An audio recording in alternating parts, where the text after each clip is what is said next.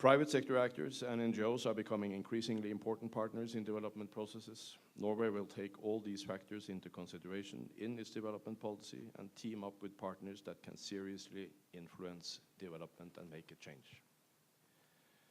When considering projects presented by NGOs, the Norwegian government demands that the NGO should add value and be relevant to the development challenges in the country they work, not simply be channels for funding. NGOs possesses competence, experience, insights, and have broad networks. Many are, like CARE, of global significance. You need to be very careful about how you can make a difference, where your core competence lies, what your role can be in the particular country where you are active. More than before, NGOs need to demonstrate clearly to us, and by us in this case I mean the government of Norway, why we should work with you or not work with the UN or local governments or even business, or why we all should team up and you be a part of that team. The Norwegian government is presently looking actively at possible new partners in development and how new collaborative practices can be successful and help us achieve better results. Private business is one such partner. Private sector development is essential to economic growth. Nowhere has economic growth and social development taken place without investments and production. We regard it as extremely important to engage private business in collaborative efforts for development.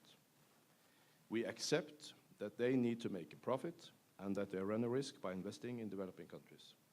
On the other hand, we encourage Norwegian business, when they engage internationally, to pay attention to their social responsibilities. They can do this inter alia by working together with civil society organizations. In our foreign economic policy and development activities, we have a number of examples of beneficial interaction between private business and NGOs.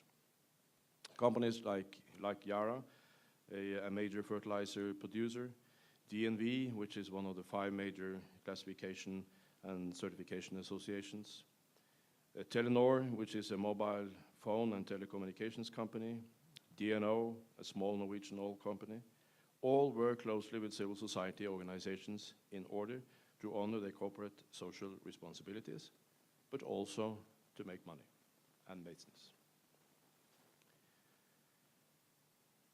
The NGO achieve their social goals thereby, is our assumption.